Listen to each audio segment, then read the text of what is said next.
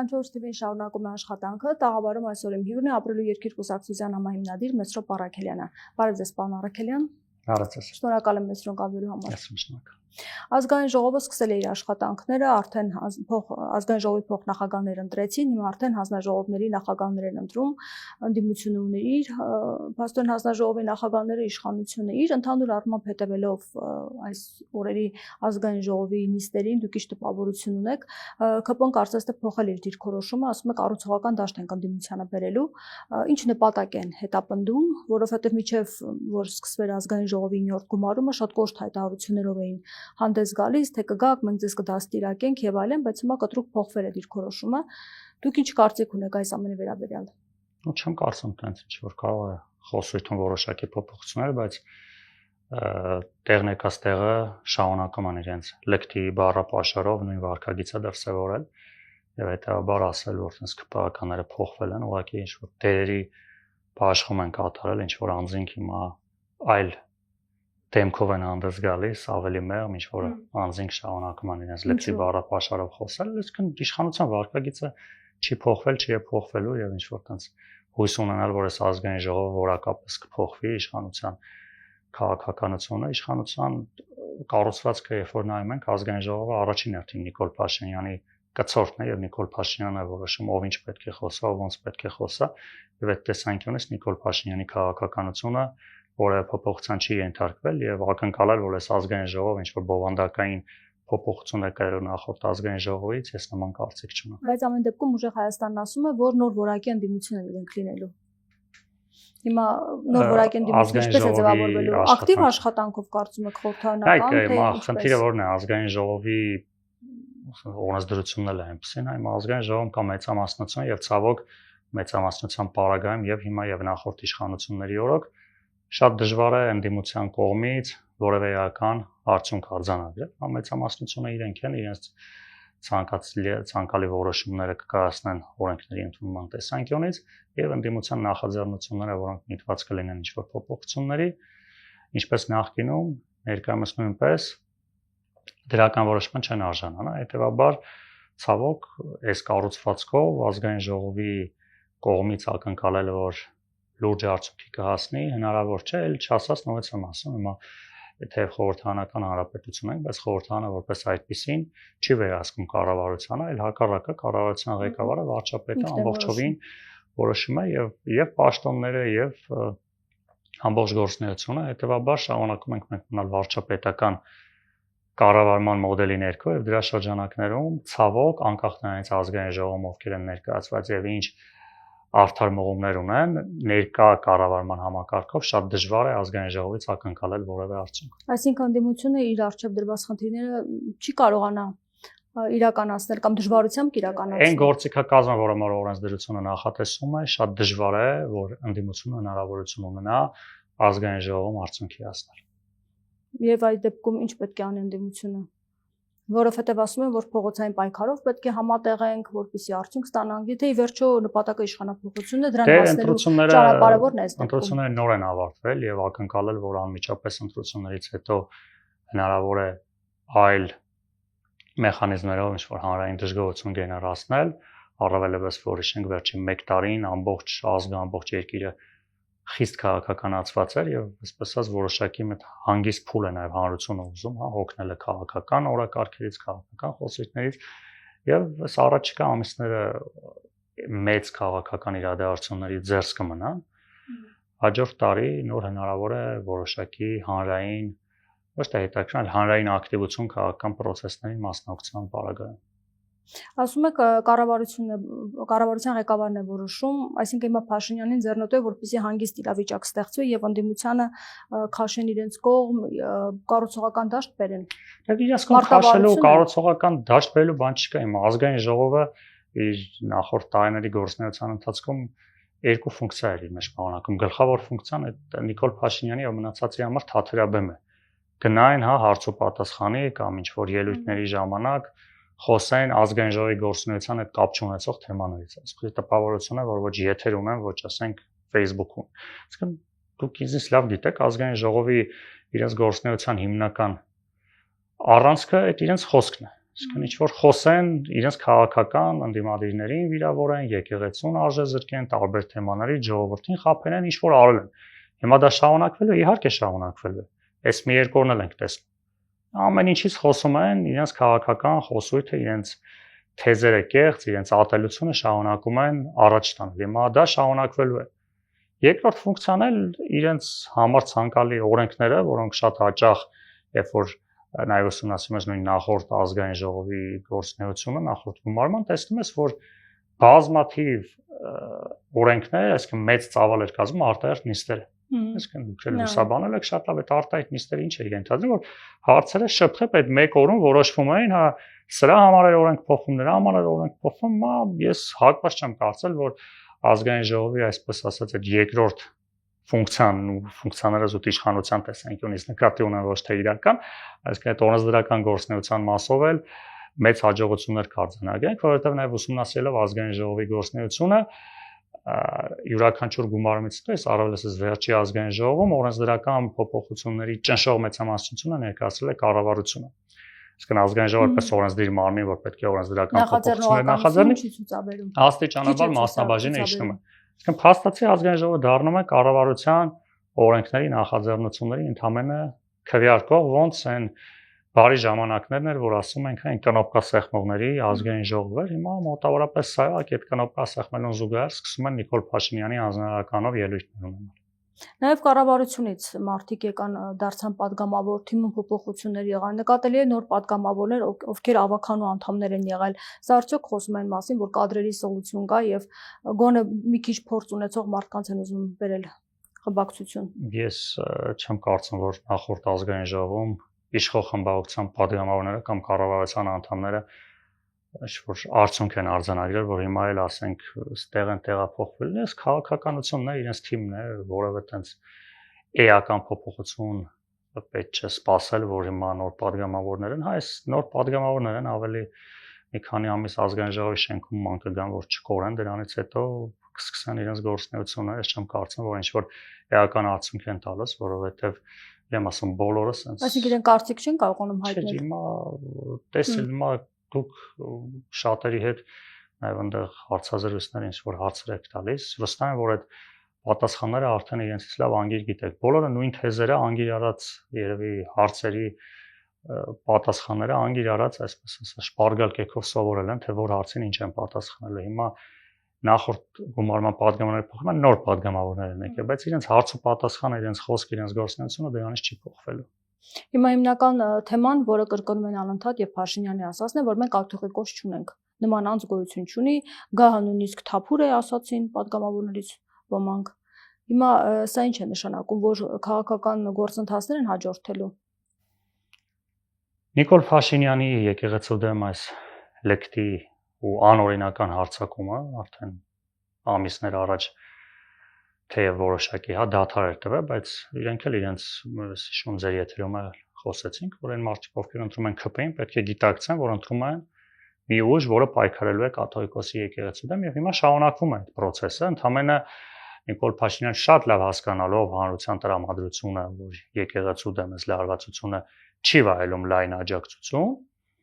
եւ նաեւ չի ստացվում իր մոտ եկեղեցու դեմ պայքարը հասցնել կաթողիկոսի գահանքեցմանը, որը ես բացառում եմ, որ կստացվի, սա իր խայտարակ պարտությունն է լինելու, ուղղակի ինքը ես վստահ եմ, որ լավ էլ գիտի, որ չի հասնելու այդ արդյունքի, բայց արժե զրկելով այս ամեն ինչը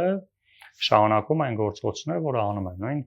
կաթողիկոսի։ Կարծում եք չի հաջողի։ Չէ, որովհետեւ որևիցե մեխանիզմ չկա կաթողիկոսին գահանքեց անելու,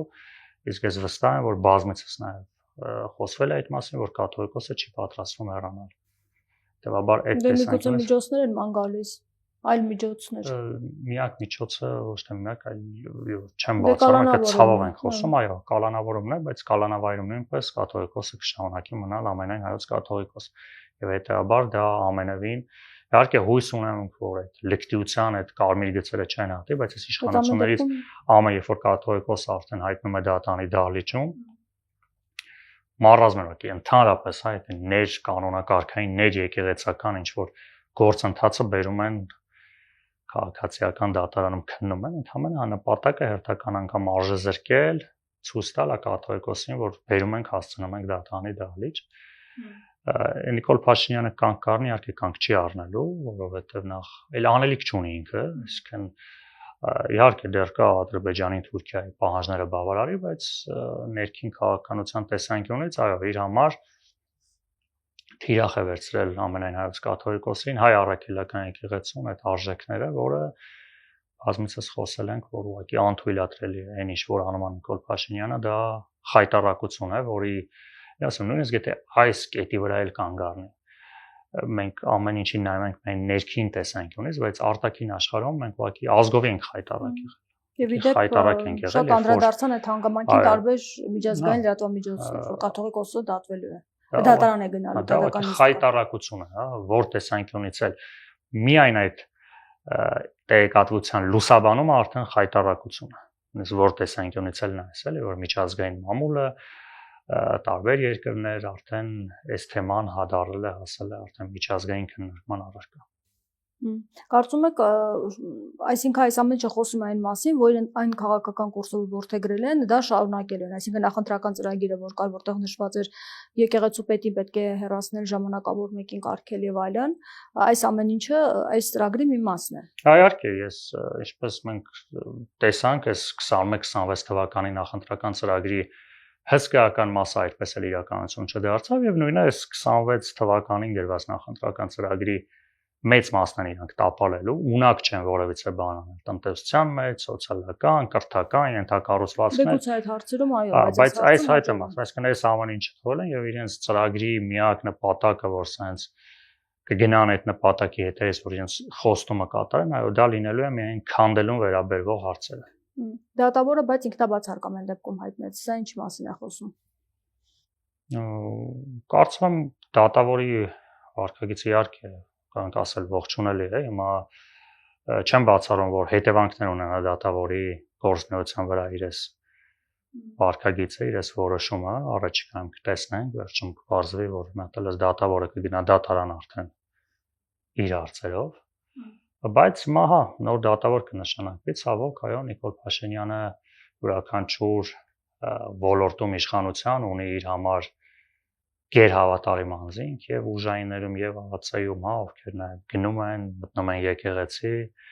որ մենք ստվում էր, որ նման գործողությունների ականատես չենք լինի, հիշում եք, չէ՞, նույն եկեղեցու մուտքը ԱԱՑ-ականների կողմից, այսինքն բնական է, հա, այս դրվագը մի փոքր կանցնի, բայց առաջիկան որ մեկ այլ դատավոր կհայտնվի, որը այս դատական նիստերը կշարունակի, ցավոք տեղի կունենա։ Բայց ամեն դեպքում ընդդիմությունը հակազդելու ինչ միջոցներ ունի։ Մենք տեսանք իհարկե, որ ընդդիմադիր խմբակցությունները գնացին, աջակցեցին, քիչ չէր մարդկանց թիվը, բայց ամեն դեպքում բազմահազար մարդիկ չէին։ Հիմա ինչ պետք է անի ընդդիմությունը այս առումով, եթե իսկապես գործընթացները առարկայական փուլ մտնեն։ Փոքր շատ կոպիտ չծրագրում, ես չեմ կարծում, որ հայ առաքելական եկեղեցին քաղաքական աջակցության կարիք ունի։ Ընդհանրապես կաթողիկոսը եւ իր ազդեցությունը եւ իր կշիռը միանշանակ այնպեսի բարձունքում է գտնվում, որ քաղաքական ուժերը չէ, որ պետք է աջակցեն կաթողիկոսին, այս պայքարում կաթողիկոսը եւ հայ առաքելական եկեղեցին իր վարքագծով այս ամիսների Նիկոլ Փաշինյանի քաղաքականության ապացուցեց, որ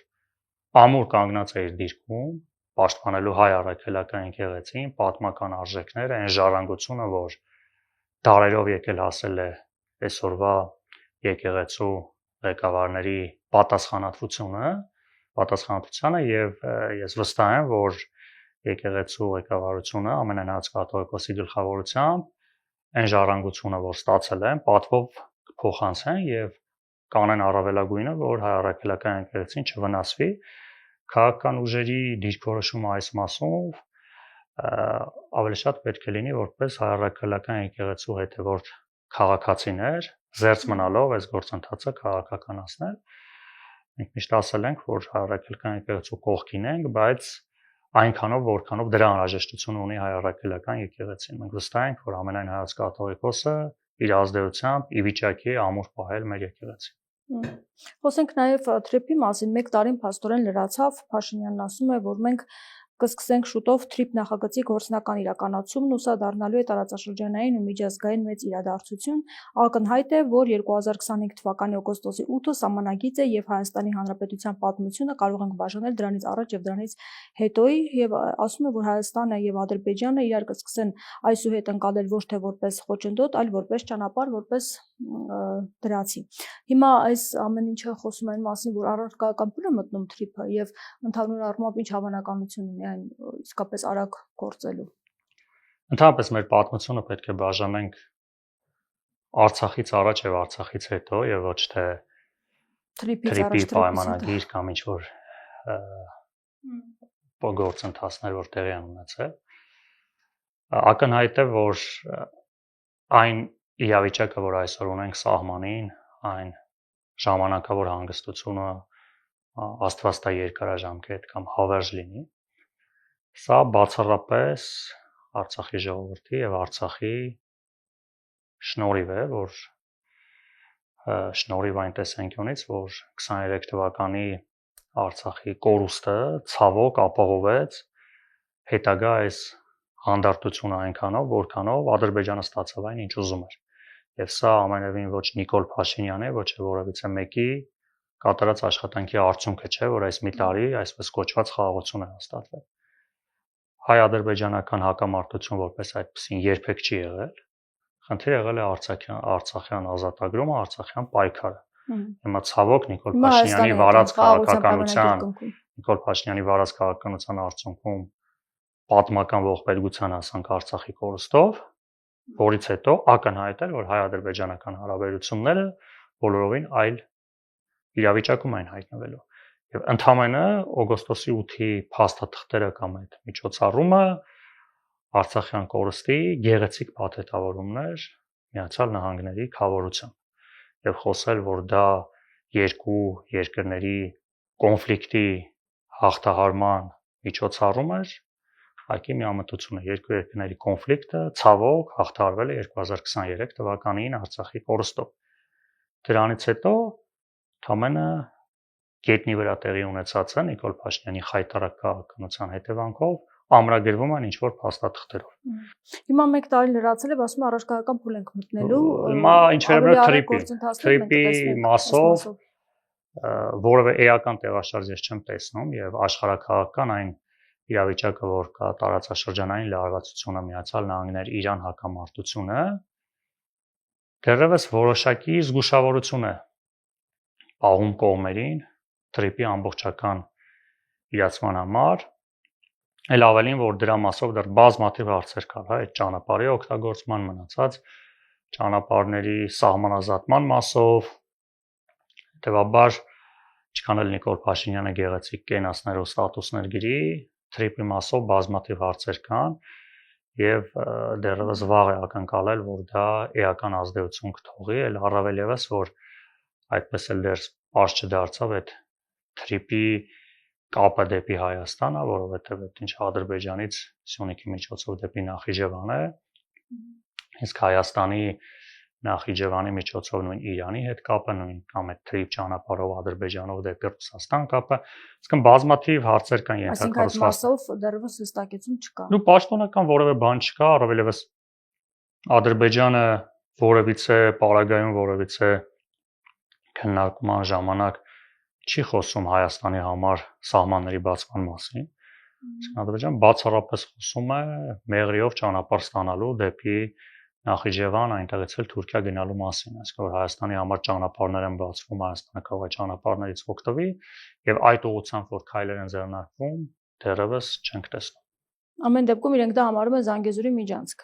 Եվ շեշտադրում են այդ անվանը։ Դա շեշտադրվում է եւ Հայաստանի իշխանությունների կողմից բավարար արձագանք դրան չենք տեսնում։ Ասում եք, ձեզ թվում է, որ արագ ընթացք չի ստանա, ինչով է պայմանավորված այս լարված իրավիճակը աշխարհակաղակական։ Եվ աշխարհակաղակական ամեն դեպքում այդ ճանապարհը փաստացի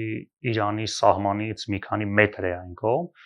որը Միացյալ Նահանգների վերահսկողության կառավարման, ինչ անուն ուզում ենք դնենք ներքո, այսինքն Միացյալ Նահանգների ներկայությունը լինելու Իրանի սահմանից 10-20 մետր են կողմ, եւ Իրանը որ տենց ողջևորված դա կընդունի այս պահի հակամարտության եւ ցավոք միջև այժմ Իրանի տարածքում ռազմական գործողությունների պարագայում ակնհայտ է, որ այդ մասով դեռ խնդիրներ կա եւ դեռևս նաեւ պետք է հաշվի առնենք, որ այդ ճանապարհի կառուցումից հետո եթե Աստված ճանի դեռ Միացյալ Նահանգներ Իրան հակամարտությունը շարունակվի,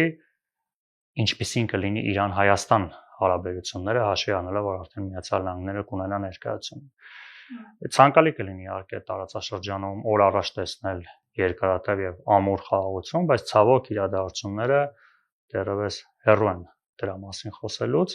եւ միայն խոսել, որ հայ-ադրբեջանական սահմանին կրակոցներ չկա, ամեն ինչ լավ է, այդքան էլ այդպես չէ, քանի որ Նիկոլ Փաշինյանի վարած քաղաքականության արդյունքում Հայաստանը ներքաշվել է նաեւ միջազգային հակամարտությունների թատրաբե Ռուսաստան արևմուտք հակամարտության մասով Նիկոլ Փաշինյանը հակառուսական ակտիվ քաղաքականություն է վարում, նույնիսկ Միացյալ Նահանգներ Իրան հակամարտության որոշակի կոմպոնենտ է պարունակում նաև թրիպի նախագիծը, որ այդ ամենը հաշվի առնելով բավականին ռիսկեր է պարունակում հայ-ադրբեջանական հարաբերությունների ակտիվ կարգավորումը։ Կարծում եք հակառուսական ակտիվ քաղաքականություն է վարում Փաշինյանը։ Նա գնաց փաստորեն ԵԱՏՄ միջկառավարական նիստին, խոսեց, ասում էր, որ ուզում է զարգացնի տնտեսությունը ԵԱՏՄ շրջանակում, առևտուրը շարունակվի, Եվրամիություն գնալու հնարավորություններ չկան, հանրակրվե անելու նպատակի մաս չի տեսնում։ Դրանպես Նիկոլ Փաշինյանը մի նպատակ ունի, իշխանության պահպանումն է։ Հիմա եթե իշխանության պահպանման համար Մոսկվայում պետք է խոսի ռուսերեն ի օգուտ, շահ Ռուսաստանի, դա է անում։ Գնում է Բրյուսել, խոսում է իշահ արևմուտքի, գնում է Միացյալ Նահանգներ, իշահ Միացյալ Նահանգների։ Անում է առավելագույնը, որ այդ պահին այդ օրը իր իշխանությունը պահի, բայց մենք տեսնում ենք, որ Նիկոլ Փաշինյանի վարած քաղաքականության արդյունքում կտրուկ են սրվել հայ-ռուսական հարաբերությունները եւ ինչքան էլ ԵԱՏՄ այդ ժողովներին մասնակցել են, որում իհարկե դա էլ է մեր կառավարման մոդելի որոշակի առանձնահատկության պատճառով, բայց բավականին նաեւ անկախ ով է երկրի ղեկավարը, բավականին նաեւ մտահոգիչ է եւ ոչ ցանկալի, որ այդ վարչապետերի ժողովին, որոնք ներկայացնում են իրենց կառավարությունները, Հայաստանը ներկայացնում են երկրի ղեկավարի մակարդակով։ Հիմա կառավարման մոդելը այնպես է, որ ԵԱՏՄ անդամ բոլոր երկրները բացի Հայաստանից կառավարում են նախագահների կողմից, այսինքն Նիկոլ Փաշինյանը գնում է մասնակցում է վարչապետների ժողովին, հիմա որոնք ամենայն հարգանքով երկրների վերջինը այս վերջինը գնաց մասնակցել էր վարչապետերի ժողովին, այսինքն մեկ մակարդակ ցածր ժողովներին մասնակցել ու որոնք եւ դա համարել ձեռք բերում, այդտեղ ընդհանրապես չեն քննարկում նման մակարդակի հարցեր, որտեղ այդ մարդիկ իրավասու չեն իրենց երկրի անունից, այս հակամարտության տնտեսական նկատի ունեմ վերաբերյալ որոշումներ կայացնեն, հիմա դեկտեմբերին է կարծեմ արդեն ԵԱՏՄ ղեկավարների մակարդակով ժողովը, բայց ամեն դեպքում դեռևս չի նկատվում, որ Ռուսաստանի հետ հարաբերությունները, որոնք այս պահին տնտեսական են խորացել, որը տնտեսության վրա լուրջ անդրադարձ ունենում, ընդհանրապես նա երբ որ խնդիրը վերում է ներմուծմանը, պայմանական ասած, որ ասում են, Ռուսաստանը գազը կկտրի ուրիշ տեղից գազ կգնես։ Դա բավականին հեշտ է, որովհետև ցանկացած ապրանքի փոխարինող գտնելը բավականին հեշտ է, որովհետև աշխարհը բաց է, հիմա գազը չէ, տարբեր ապրանքներ կարելի է ներմուծել։ Մի շաբաթ ուշ, մի ամիս ուշ, մի քիչ թանկ, մի քիչ էժան, սոված չենք մնա հաստատ, որովհետև պարագայում եթե ներմուծում է, բայց երբ որ արտահանման խնդիր ես ունենում, շատ դժվար է լինում այդ արտահանման տեղը լրացնել։ Հիմա ինչքան էլ տենց Facebook-յան ինչ-որ վիդեոներ են տենց, վայ, մեր Ծիրանը, մեր Դամբուլը, մեր ելակը գնաց հասավ Եվրոպա, դա ուղղակի ծիծաղելի է։ Այն ծավալները, որ մենք Ռուսաստանում ունենք արտահանման, ակնհայտ է, որ այդ ծավալները այլևս չունենք։ Հասկանալի է, չէ՞, որ այնպիսի խնդիրներ են եղել, Փաշինյանը ցանկացել է հեռախոսազրույց ունենալ եւ խնդրել այդ հարցերով։ Հա, խնդրել, հա, բայց միջով է տենց մենք ինքնիշխան, բա հիմա լուծեք այդ հարցերը։ Ընդ որում այդ հարցերը ակնհայտ չի լուծվում ու նույնիսկ եթե ինչ-որ բայ այդ հարցերը լուծվի, հիմա Ռուսաստանի տնտեսությունը այդ տեղը դատարկ չի թողել։ Իսկ այնպես չէ որ հայկական ապրանքները Ռուսաստանում չէին առնում, հիմա նստած ցենց սպասում են, վայ, սպասենք տեսնենք Պուտին-Փաշինյան հարաբերությունը եւ կարգավորի որ հայկական ապրանքներից օգտվենք։ Չէ, դրա տեղ ուրիշ երկիրն է արդեն լծվել այդտեղ։ Իսկ երբ որ այդ խանութ, իհարկե, երբ որ այդ խանութները հայկական ապրանք չեն առնում, տեղը ուրիշ ապրանք են չէ առնում։ ուրիշ երկրի նաև խոսում են տարբեր ադրբեջանական, վրացական, որ Վրաստանի հետ Ռուսաստանը հակամարտություն ունի, տարածքային խնդիրներ ունի, արդեն նույնիսկ վրացական ապրանքները, որ ԵՏՄ երկիր էլ չեն Վրաստանն ու Ադրբեջանը, որ շատ ավելի բարդ է արտահանում իրականացնել, այսօր հայկական ապրանքների տեղը գրավել են, ու սա առավելևս գյուղատնտեսության ոլորտում, որը բավականին նուրբ ոլորտ է Հայաստանի համար, մենք արձանագրում ենք լուրջ խնդիրներ։ Այսինքն սա հուշում է այն մասին, որ Ռուսաստանը վերջնական տրամադրվածություն ունի։ Ну չեմ ասի վերջնական, որովհետև ԵԱՏՄ-ի շրջանակում նկատի ունեմ։ Այս համարափակումները հայ-ռուսական հարաբերությունները միայն ԵԱՏՄ-ով չեն կարգավորվում։ Չէ, ես ԵԱՏՄ-ը նկատի ունեի համարափակումների մասով։ Դե այս համարափակումները նախ ԵԱՏՄ չեն, Ռուսաստանինն է,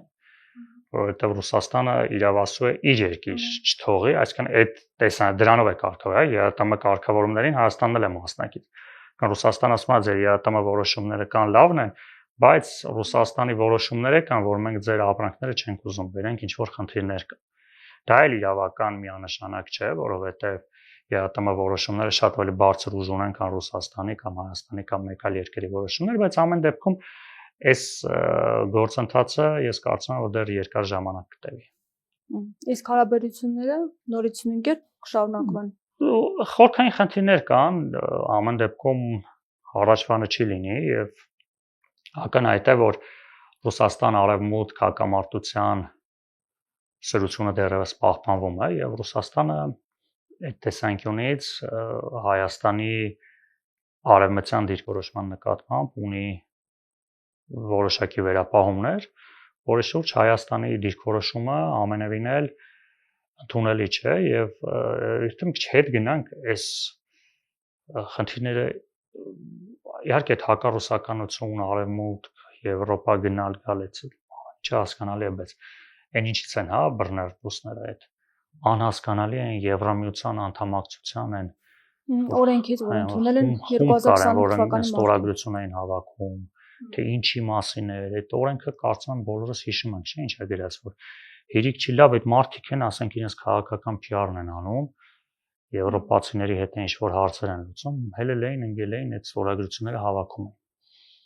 Բայց ինչու օրենք բերեցին եւ օրենքը բերեցին, լավ, ասենք լավ, բերել են մարդիկ տենց ինչ որ որոշել են, այդպես PR-ն են անում, մենք այդ եվրոպացի, եսկո մենք ում։ Հաշվառնելով որ արժեվում ընտրություններ էր, նաեւ իրենց պետք էր այդ PR-ը։ Ու հա, իրանք իրենց PR-ն անում են, հիմա քաղաքական ուժ են, հիմա իրանք են որոշում, հիմա երկրին վնասում է, չի վնասում, անում են։ Օրենք թույլ է տալիս գնացել անում են։ Բայց դրանից հետո կառավարություն կա, երկրի ղեկավար կա, ազգային ժողով կա, այդ օրենքի մեջ գրած է Հայաստանի Հանրապետությունը, կարող բառացի չեմ հիշում, հայտարարում է Եվրամիության անդամակցության մեկնարկը։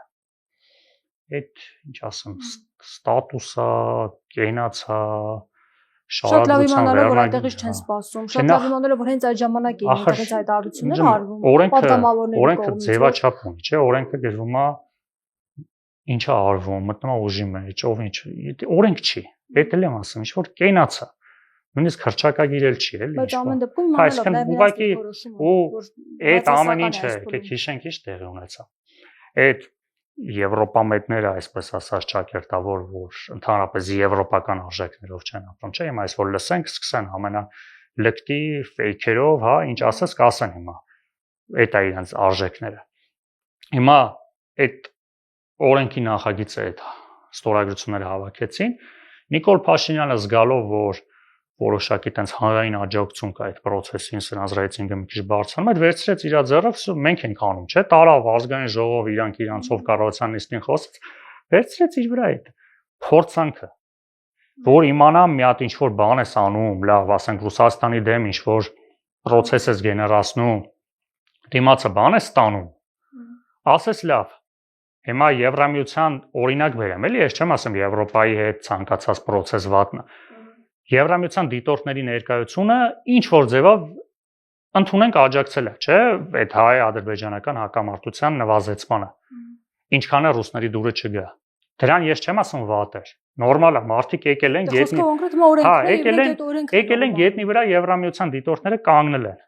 Լավ է, վատ է, արել են։ Դրանից հետո ինչ որ թուլացավ լարվածությունը։ Հասկացանք, լավ, դրա,